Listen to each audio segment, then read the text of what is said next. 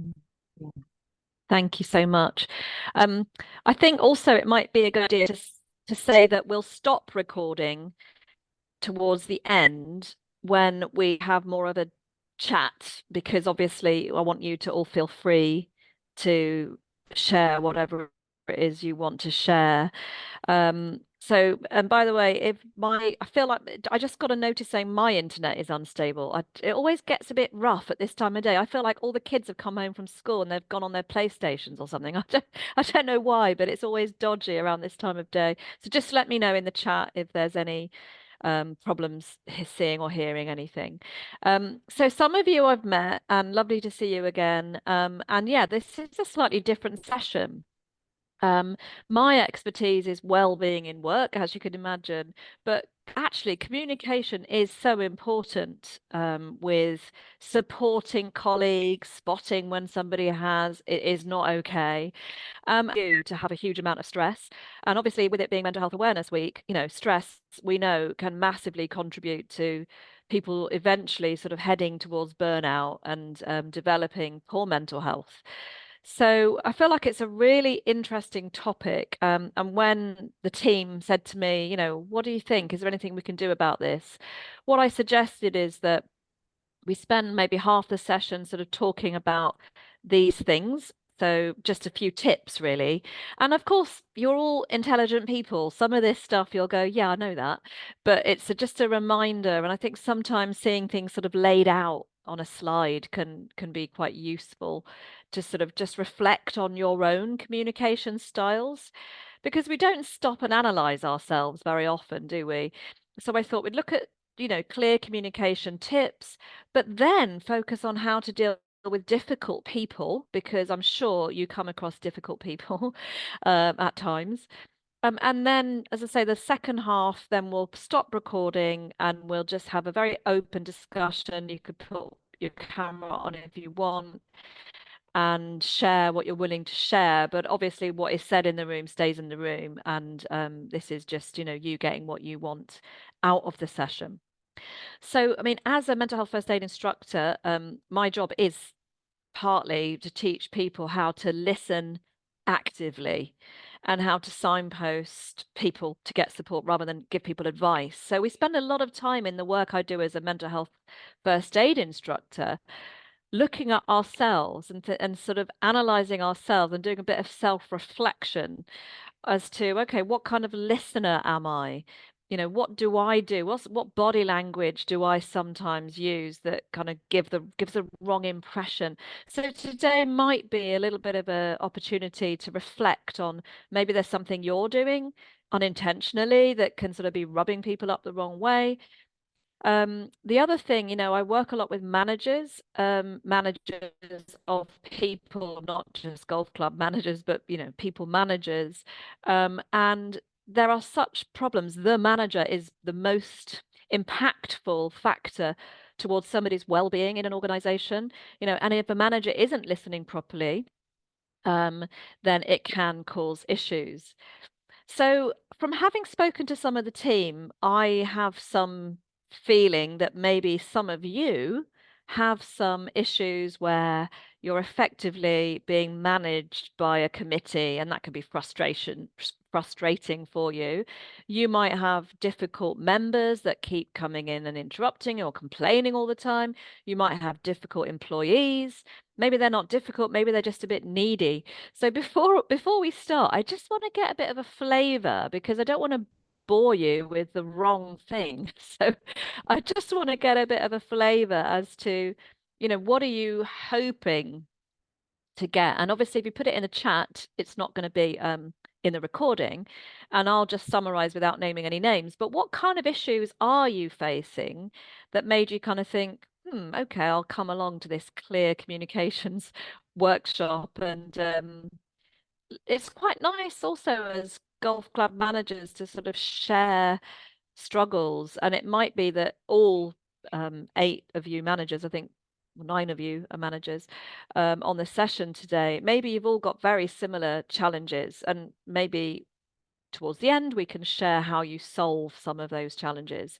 So I think sharing towards the end is going to be really useful. But What are you thinking? I know some of you are probably taking a while to type, so I'll just give you a minute to think about it. What are some of your issues?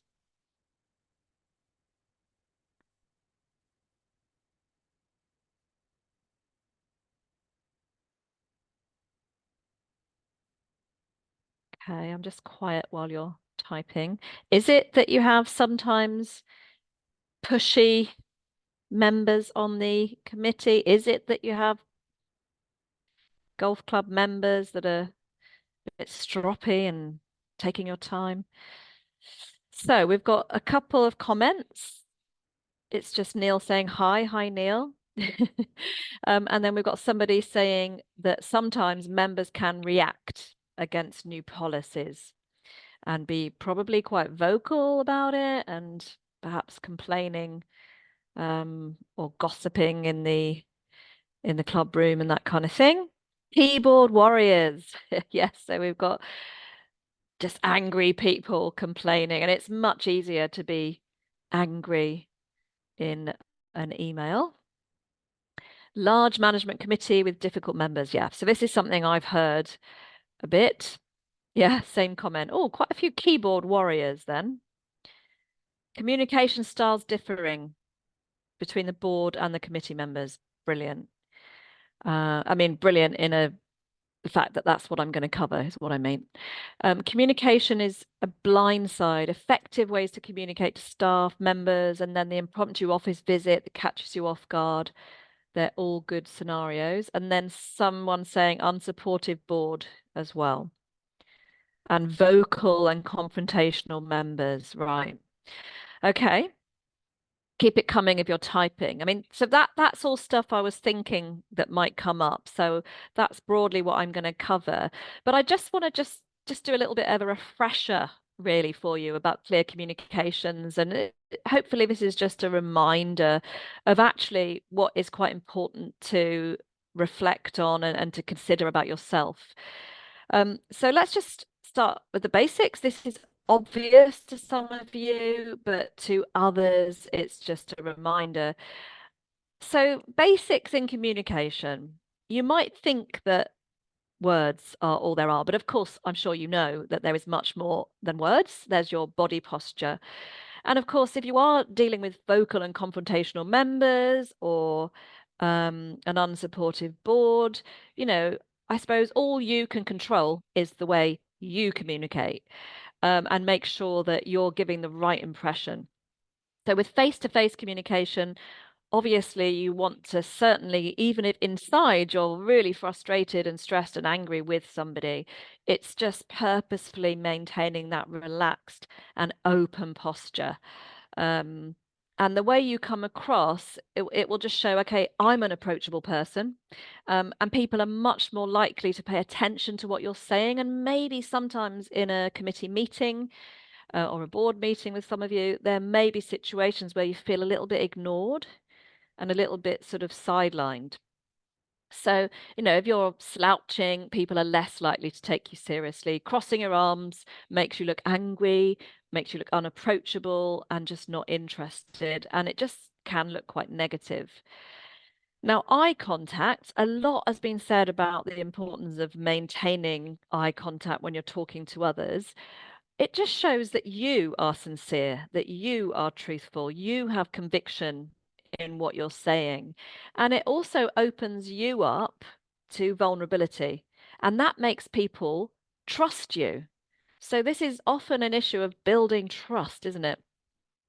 And, you know, it's awkward maybe sometimes for some of us, depending on lots of different factors.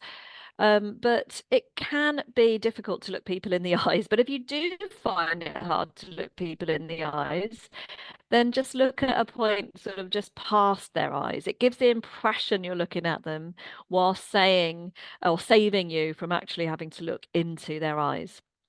The third sort of basics of clear communications is your words.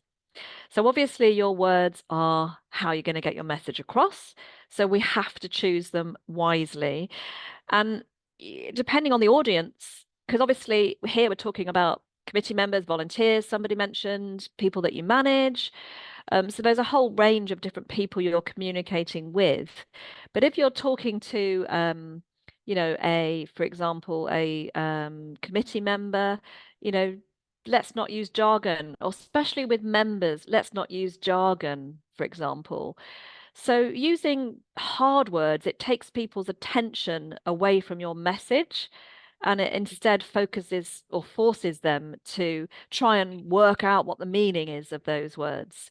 And if you're communicating with other sort of professionals, maybe be more specific and maybe, use jargon. It depends on who your audience is. The other thing is about being audible. I know that sounds a strange thing to say when you're sort of sat around a board table or face to face with somebody, but people really need to hear what you're saying, and you need to speak slowly and clearly. Make sure that they hear your words without having to struggle. And being excessively loud, we can move into that, can't we? We can find ourselves, the more angry and stressed we are, we can get loud. And that's going to make you come across as demanding and aggressive, and irritating.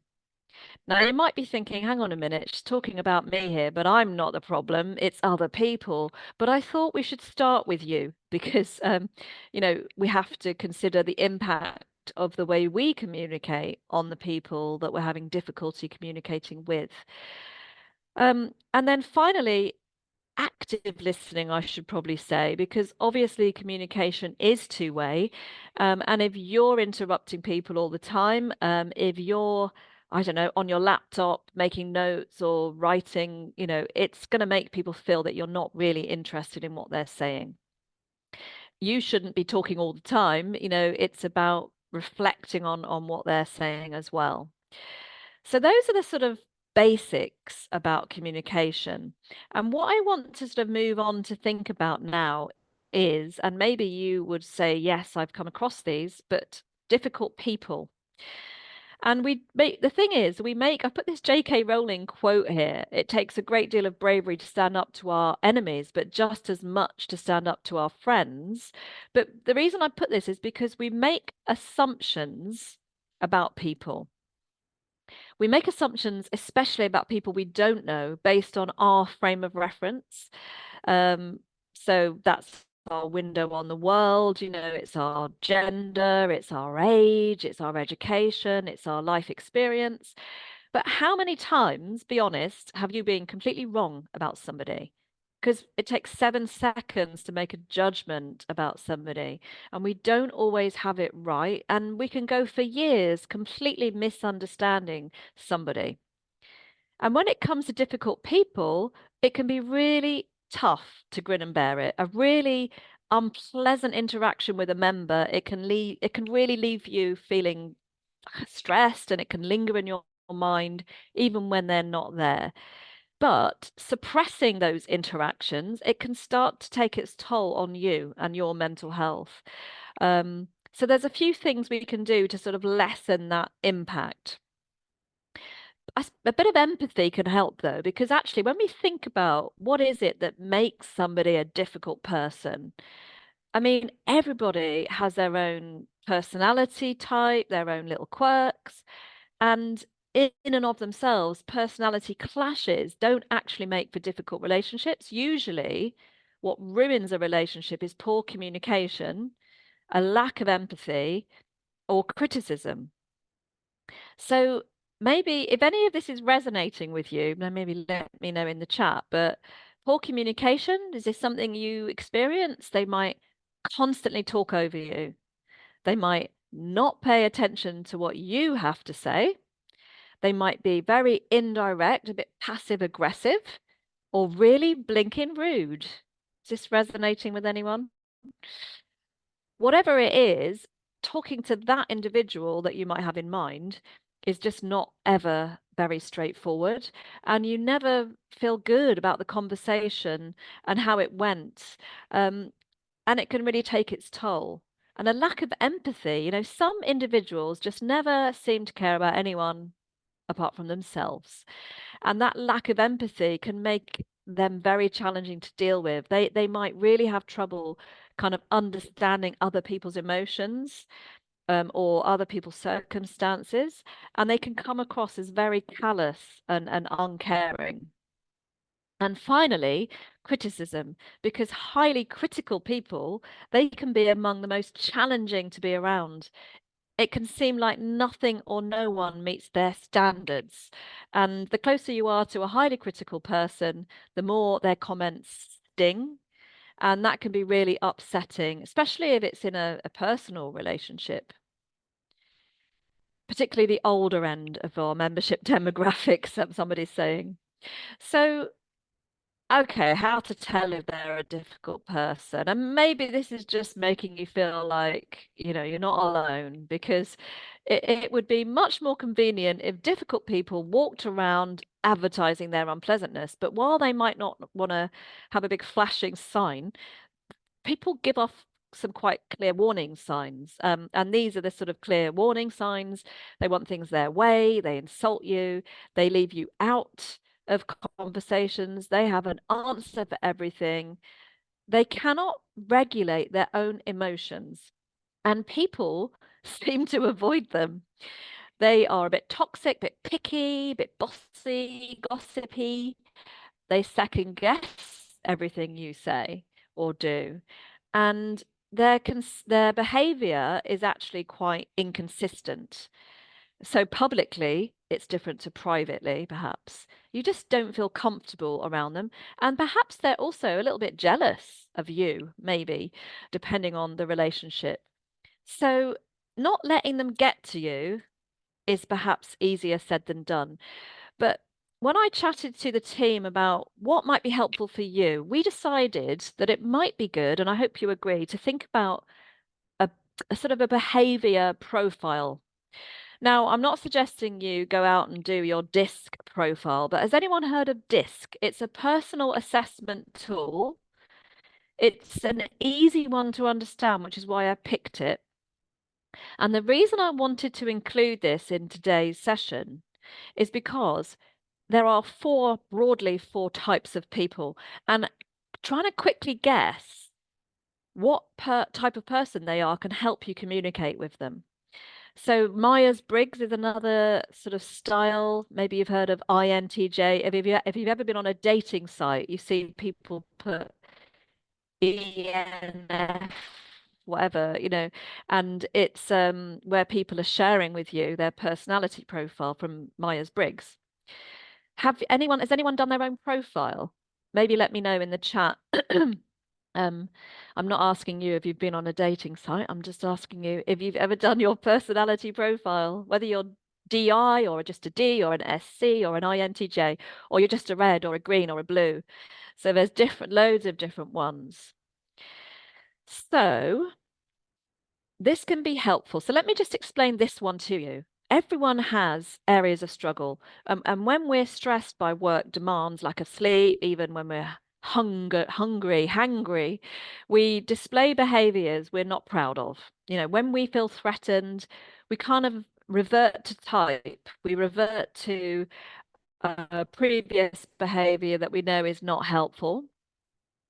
But without understanding our behaviors, we basically it sort of doesn't help us because we can't adapt our behavior. So I want to just start with D. Now, the thing about the D and the I is the ones on the right hand side here, basically those people have more energy from outside. So they get their energy from outside of themselves, whereas people on the left, the blue and the green, they get their energy from within. So in other words, they're introvert, and the people on the right are more extrovert. However, the people on the left are a bit more interested in detail. They're detail oriented, whereas people on the right, they do not want the detail. So can you imagine? I'm going to give you some examples of the kind of people that I'm talking about here. So if you are a managing director, it could be that or a CEO, you might be a D, because you don't really need to know about the detail. The finance director, however, does, and the finance director would probably be a C, somebody that is worrying about compliance. But your influencer, your influential person is your salesperson. So they are really good with people. They get their energy from other people. And then your S is your HR person. Now, I'm really broadly kind of, stereotyping. But what really is interesting is when we look at D, your managing director, your CEO, maybe, we know that, and if you think now about your committee members, maybe, you could probably give them a color. So maybe one of your committee members, when they feel stressed, when they feel like their freedom is being taken away or somebody is micromanaging them, when that happens, when they begin to feel stress, they become too much like their natural self. So instead of being lovely and assertive, they become aggressive. They're focusing more on sort of short-term goals. They want results quickly. They become very impatient because they're fast-paced people. They really like to do things. And sometimes under pressure, they start doing things, even if they know that those things are wrong. So they become irritable, they become blunt, they become demanding. Whereas the I style, they're good with people. They want to be loved by everyone. So when they start to feel they're not getting that attention, and they're being put on the sideline and they don't get the chance to interact with people, they're going to feel under stress and they start to look for attention, elsewhere. They become very talkative because that increases their chance to be accepted. They get emotional views about things. And when things are not going well, they are more amplified than the other three styles, perhaps more kind of using their hands and more emotional. So these people need time to socialize. They need time to interact and discuss. Whereas the S, the green people, they like stability and structure and predictability. And when there are unexpected changes, wow, this is very threatening to this person. And they become overly cautious. Sometimes they could be seen as very slow, very hesitant in their decisions. But often what's causing their delay is that they want to understand how will these changes impact the other members of the team. That's why I said these are HR people often. They assume that the slow pace is good for everybody. So they can be really stubborn and they can resist things for no apparent reason. And really, they're just trying to buy some more time because they want to understand how is this going to impact everybody. I don't know whether you're finding this interesting and helpful. So let me know in the chat if this is, and if you can relate to this. So finally, the C style, they like information, they like details, they like to know the why. And if you're a D and you're like fast paced because you're the manager, you're managing director, they're going to really piss you off because they're just like, oh, for God's sake, I don't need as much detail. Well, that doesn't matter. They do. And they're going to feel really stressed. They're going to be looking for information everywhere if they don't get the answers to their questions. So in summary, I've just got a few people that are apparently D types. Knowing the person's style can really help you notice what makes them find life difficult. So if this is your committee, and there's obviously going to probably be a range of people on the committee, it can be very helpful to kind of broadly know what's going on, because this D person, if you've got some of these on your committee, they want to be the boss. Maybe they used to be the CEO of a previous organization. So all we can really do is kind of understand them and try and sort of play to their strengths, try and notice what is causing them stress. This is hard work, but it's worth the payoff. So these confident, competent individuals, normally they're on top of things. Normally they like to be in control, and they really suffer when they feel out of control. And pressure that can be tackled by leading, by doing, by rising to meet the challenges, that's not upsetting for them, but being around others in a stressful situation can be. So this person is much more task driven, and they become very abrupt and very impatient with you, if you're not kind of going fast enough. So what they need during a time of stress or difficult conversations, maybe just a committee meeting, they want to see progress. They want to have control and they want to have justification. Whereas the communicator, they are, enjoying connecting and, they're chatty and sunny and they're the life of the party. But stressful situations can make them feel very misunderstood. And this I person, they can be restored to their normal, positive selves by providing them with social interaction, positive feedback, and attention. So they need to be energized, they need to be heard, and they need to have a connection with important people in their world. So here we have some S people. The turtle. They are calm, they are relaxed, they are patient and consistent. And this is their strength.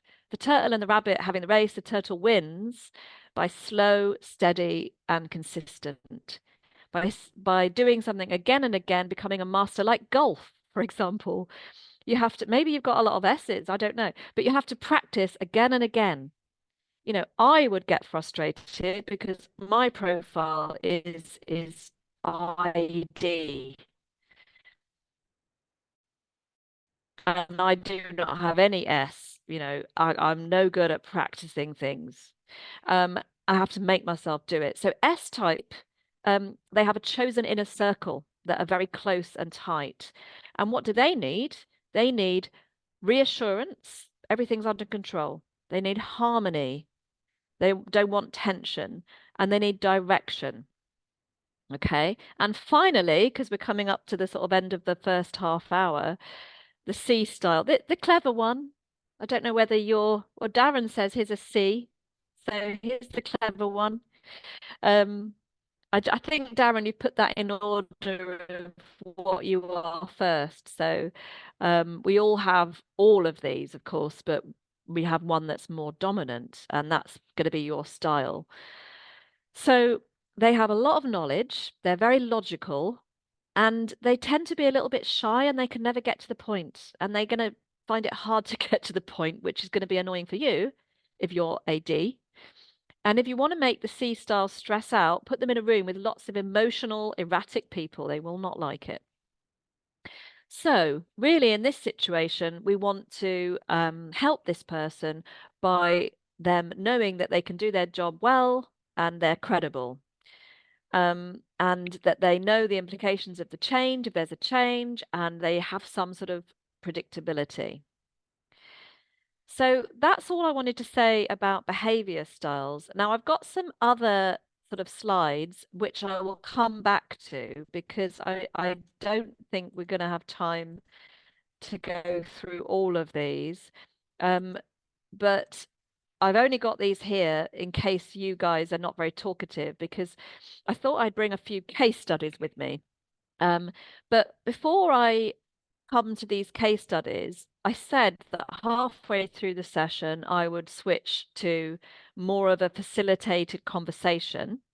But I'm just not sure how chatty you're going to be. But I've just got a few case studies to get you thinking, really. Do you have this situation where one person dominates debates and discussions? They talk over other committee members, they shout to make their view heard. So do you have somebody like this? Do you have some dinosaurs? They've been on the committee like forever, and the other committee members respect their commitment, but some are worried that things are getting a bit stale? Or do you have the empire builder? They're less interested in the organization. They're more about, their ends, the getting their mates to be on the committee. It's more about their own sort of importance. And then the other example is where a committee member is working against the community group rather than for it. Every debate is like a me versus them. And then we've got the bore.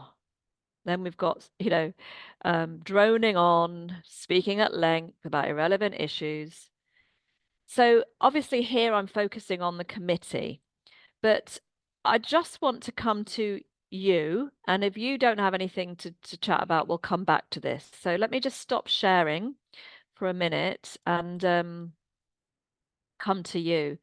So what are your thoughts, everybody, then? Do you want to now move? If Natalie presses pause on the recording just for a minute, then I'm going to come to, but, oh, okay, brilliant.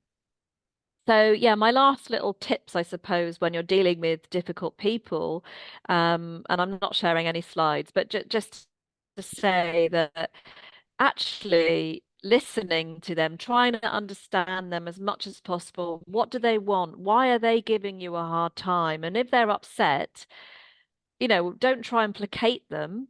Actually, just showing somebody that you're listening, and that word validation, like validating whatever it is that they've said to you. The example someone gave earlier, actually just saying, I've heard you, thank you for sharing that. I don't actually necessarily have to agree with what you've said if they're accusing you of being whatever it is. But just telling someone to calm down, obviously that has the opposite effect. But the second thing is just getting into their shoes. From their shoes, you can try to imagine things from their point of view. If you were them and you were behaving this way, what would justify your behavior? What would have to be happening to convince you that you were right? And maybe that would give you the insight into how they're feeling. Doesn't mean you have to agree with them, but it will help you have compassion. Yeah, that someone said in the chat, I've said many times, don't bring me a problem, bring me a solution. Too right, And you can say that to the members if it's a member that's coming to you. Thank you for sharing. Your views are valuable. Saying something like that pacifies. It's like, oh, I'm being listened to. I'm important. They care. But can you think of any solutions, So the third tip is just making sure you honor both of your needs in this, situation, because many people take a dim view of compromise. And, feeling that when people try and seek this middle ground, no one gets what they want. But this is the least fulfilling version of compromise. What works better and feels more satisfying is to come to an agreement with what actually honors you both and find a way that you can do this with respect. Um, Using humor is another tip. Sometimes we get into these conversations because we're just taking it too seriously. Crack a joke, smile your way through life. It really, honestly, if you could just make yourself smile through these difficult things, it can lower the stakes. It can remind you of a shared common ground. The other thing is practice. So if you're a little conflict avoidance, you might be hesitant to get into these conversations. So try practicing what you want to say. And actually maybe even having some coaching sessions. Trying to have that intended conversation, recapping previous exchanges, talking through different resolutions. But I quite like to think about the eject seat option, because when all else fails, eject. If you find yourself stuck dealing with somebody you hate, get out of there, delegate it to somebody else, maybe, if that is possible. I know, there are secretaries, for example, and other people maybe in your team that you could get on board to support you with this. Sometimes it's just not worth engaging. There's just a disconnect between you and this person. And when our feelings are involved, we often feel very drawn into this. We're so absorbed, we forget that we can actually just leave. If it's on the phone, you can just say, I need to hang up right now, calm myself down, and just say, oh, sorry, the signal's bad, make something up, log off, walk away, whatever is going to kind of make sure that you're calm. And practice self-care, because being around difficult people, it is very emotionally exhausting. And if you're going to deal with it on a regular basis, like I think all of you probably are, you need to refill your cup, do that inner work and sort of practice self-care so that you're emotionally centered. But just also assume best intentions, because if people, for example, in your committee meeting are being difficult, they might not realize it. They might just feel passionate. Maybe they have good intentions. And people who come across as domineering, they do so because they feel like that is the only way to get someone to listen. So maybe, one way is to confirm that you respect them and you value their input. But my final top tip is, if you've got a committee meeting and there's maybe, I don't know, 8 of you, I don't know how many you have, one-on-one is always better.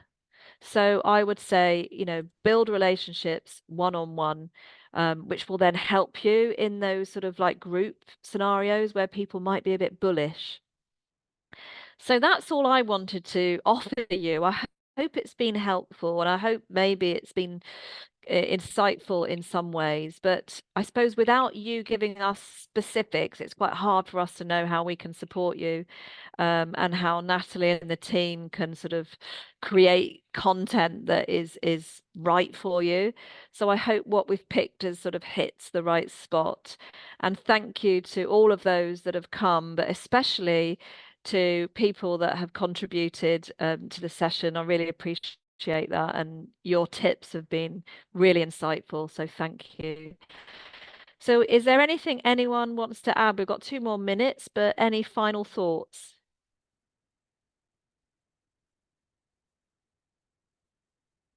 Oh, good. I'm glad. I think Thank you, I Sam. just add, Debbie, that um, a lot of the experiences of club managers are very similar, and it's very similar problems. And that's the beauty of, if you can get to our regional meetings, because sometimes just talking to someone else who's going through things that are very similar, and just being able to offload, it's so important.